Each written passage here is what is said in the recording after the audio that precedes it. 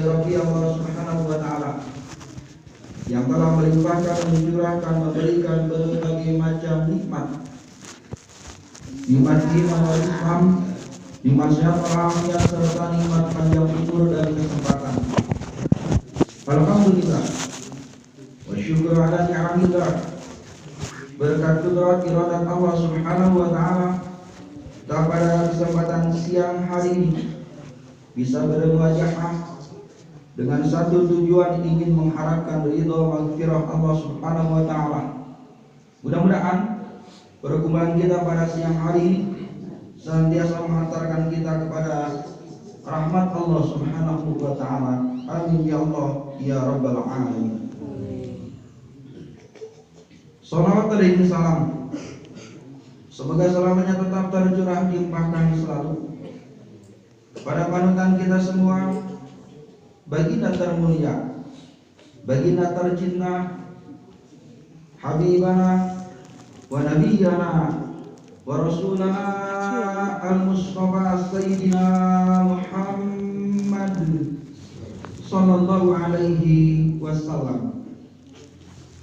Juga tak lupa kepada keluarganya, para sahabat, tabi'in wa tabi'in sampailah pada kita semua selaku umatnya yang masih tetap istiqomah dalam shiratal mustaqim, jalan yang lurus. Mudah-mudahan kelak kita di yaumil qiyamah bisa bersama beliau di surga Allah Subhanahu wa Ta'ala, dan insyaallah kita meraih pertolongan syafaatul uzma fi yaumil qiyamah. Amin ya Allah ya Rabbal Alamin. Merupakan salah satu rukun khutbah Jumat.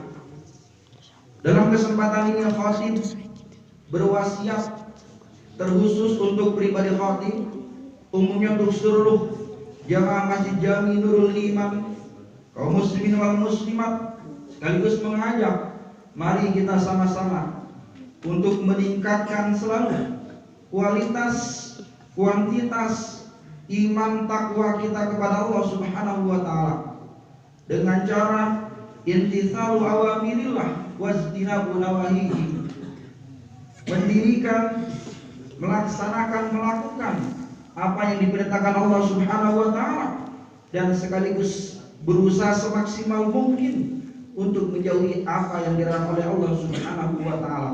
Mudah-mudahan melalui mimbar Jumat ini kualitas iman takwa kita kepada Allah Subhanahu wa Ta'ala semakin meningkat dan kita mendapatkan gelar muttaqin di sisi Allah Subhanahu wa Ta'ala. Amin ya Allah ya Rabbal Alamin.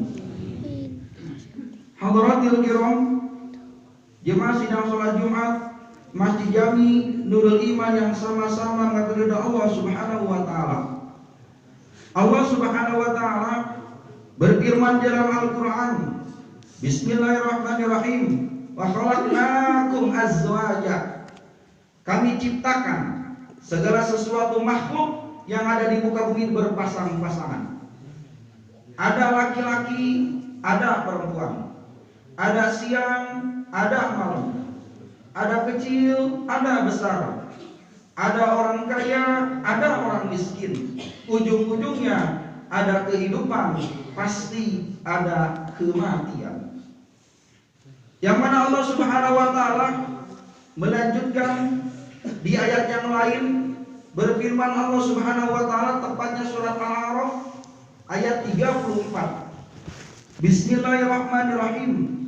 Wa likulli ummatin ajal. Fa idza ja'al la yastakhiruna sa'atan wa la yastaqdimun.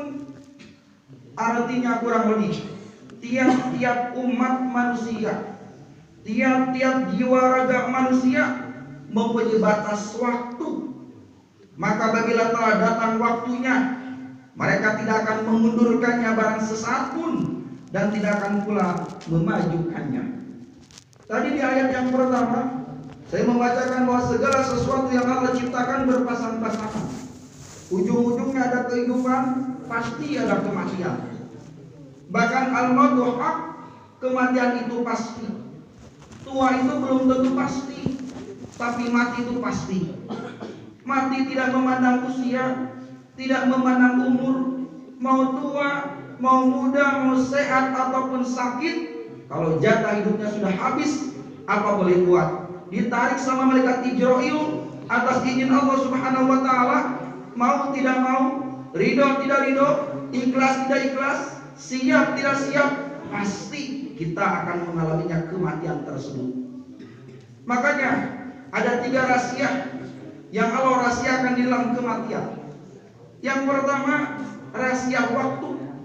Kita tidak tahu hari apa, jam berapa, pukul berapa.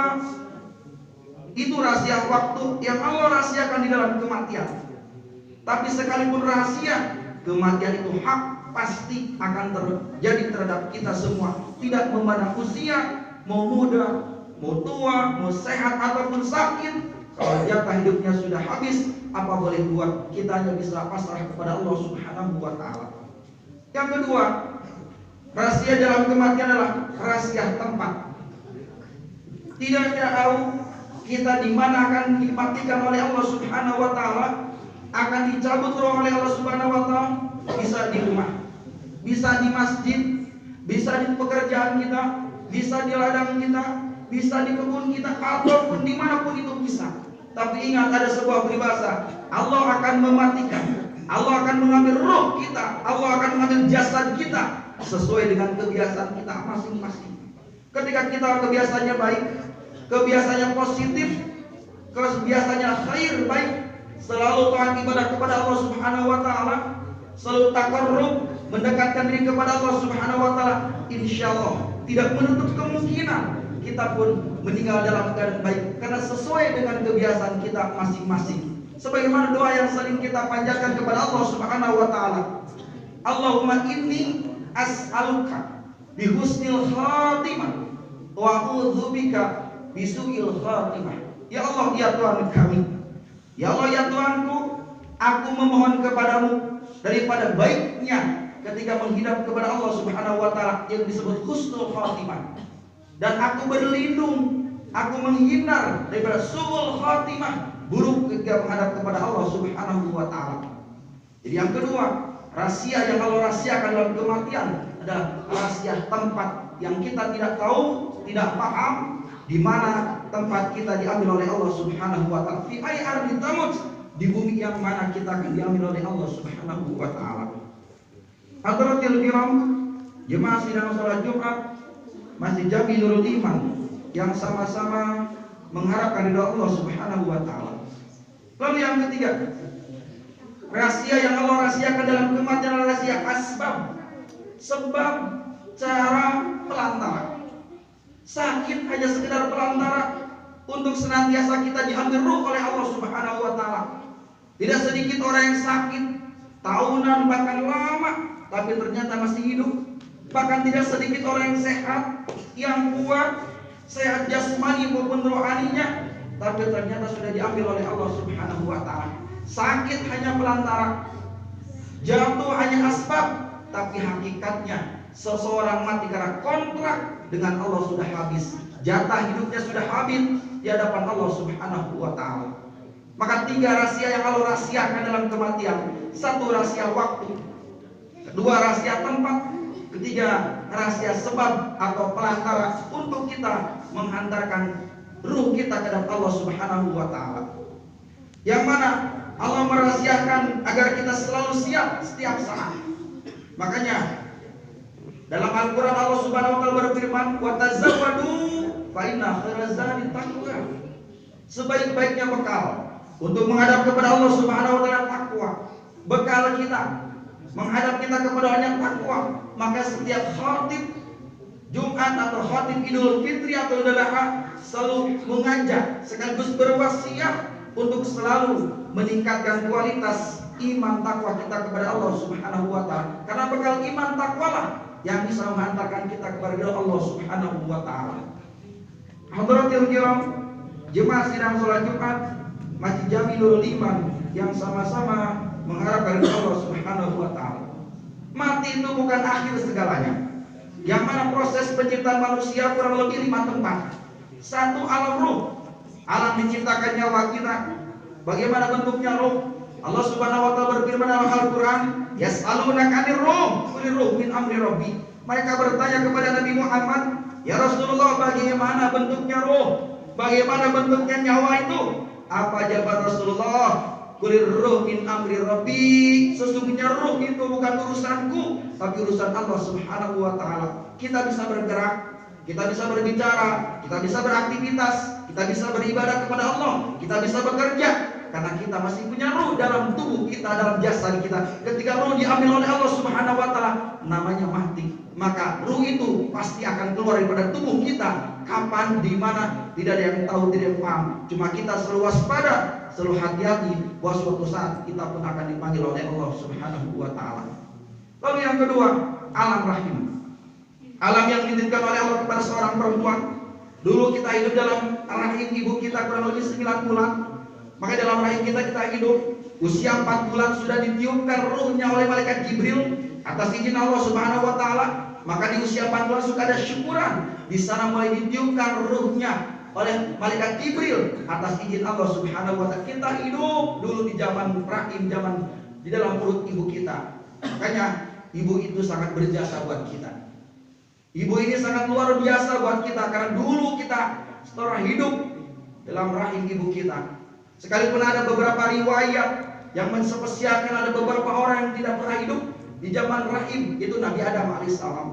Nabi Adam tidak punya orang tua, tidak punya ibu ataupun ayah. Begitupun Siti Hawa. Siti Hawa tidak mempunyai ibu, karena Siti Hawa itu diciptakan tulang rusuknya Nabi Adam alaihissalam. Tapi Nabi Isa alaihissalam, beliau mempunyai ibu tapi tidak mempunyai ayah. Itu ibunya namanya Siti Maryam. Yang kedua, alam yang pernah kita lewat itu alam rahim.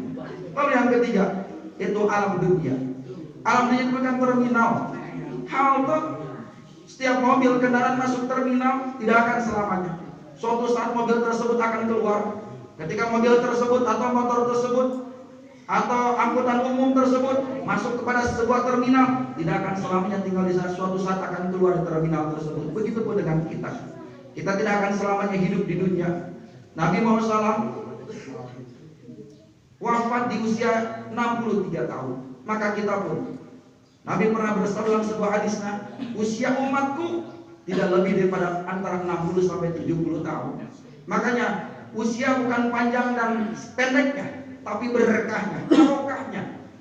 Kalau misalkan kita panjang umurnya, tapi tidak ada nilai kebaikannya, tidak ada barokahnya, tidak ada khairnya, jauh daripada Allah Subhanahu wa taala, sia-sia usia tersebut. Tapi kita minta kepada Allah Subhanahu wa taala, di usia kita sisanya ini senantiasa Allah selalu membimbing, mengarahkan kita selalu mendapatkan keberkahan, kebaikan dari Allah Subhanahu wa taala. Kita balance antara dunia dan akhirat. Kita selalu mencari dunia, tapi kita pun tidak lepas daripada kehidupan akhirat. Maka kata Nabi, imal di dunyaka karena kata isyu abada, wa mal akhiratika karena katamu tu godan. Carilah duniamu seolah-olah kita akan hidup selamanya.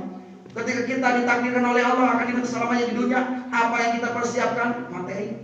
Apa yang kita siapkan? Uang. Apa yang kita siapkan? Duit. Tapi ingat kata Rasul, ketika kau akan mati besok, maka siap-siaplah kau mempersiapkan bekal untuk menghadap kepada Allah Subhanahu wa taala. Jangan terlalu sibuk dengan urusan duniawi, tapi kita pun suatu saat kita pun akan meninggal kepada Allah Subhanahu wa taala. Lalu yang keempat, yaitu alam barzah atau alam kubur. Kita pun akan merasakan di sana. Alam barzah atau alam kubur disebutnya dinding pembatas antara dunia dan akhirat. Di sana ada nikmat, ada siksa.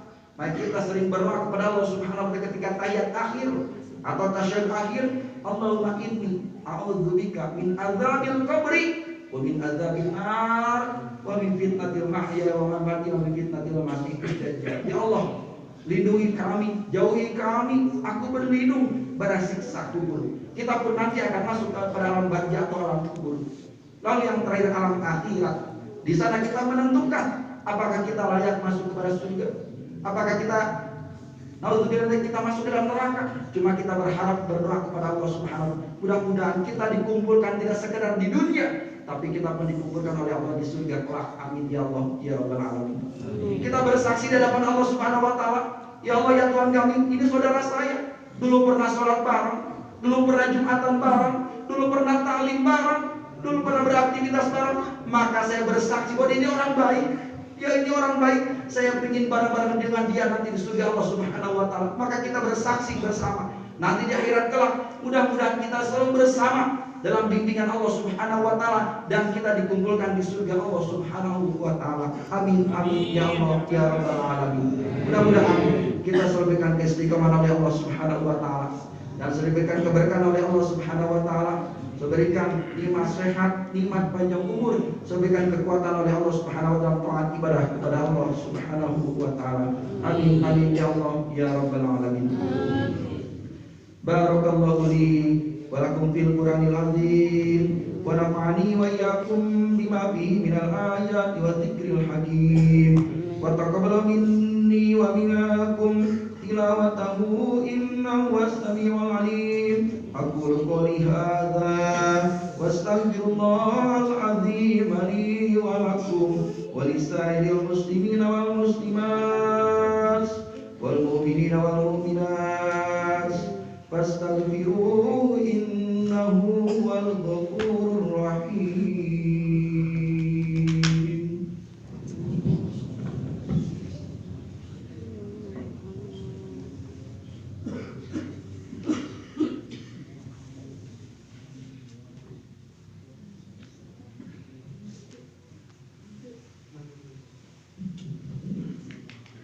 Alhamdulillahilladzi anzala sakinata fi qulubil mu'minin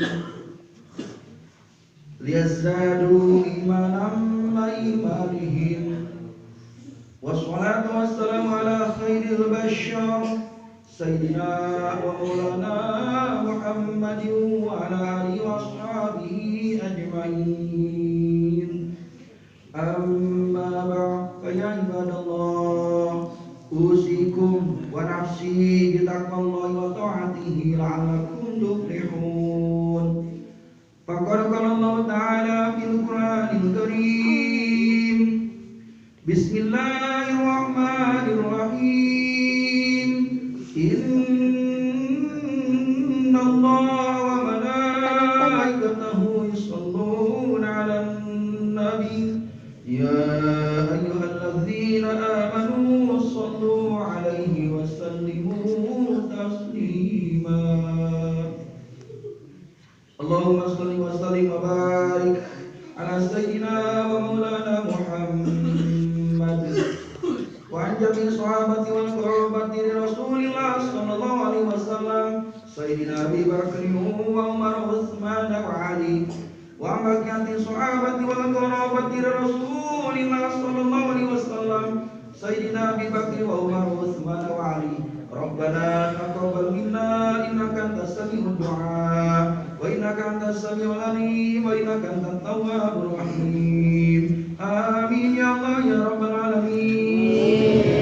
Allahumma ighfir warham lil mu'minina wal mu'minat wal muslimina wal muslimat al-ahya'i minhum wal amwat innaka sami'un qaribun mujibud da'wat wa ya qadiyal hajat. Rabbana atina fid dunya hasanah wa fil akhirati hasanatan wa qina azabannar. Ibadallah, innallaha ya'muru bil 'adli wal ihsan wa ita'i dzil qurba wa yanha 'anil fahsya'i wal munkari wal baghi ya'idzukum la'allakum tadhakkarun wa la dzikrullahi akbar. Aqimis shalah.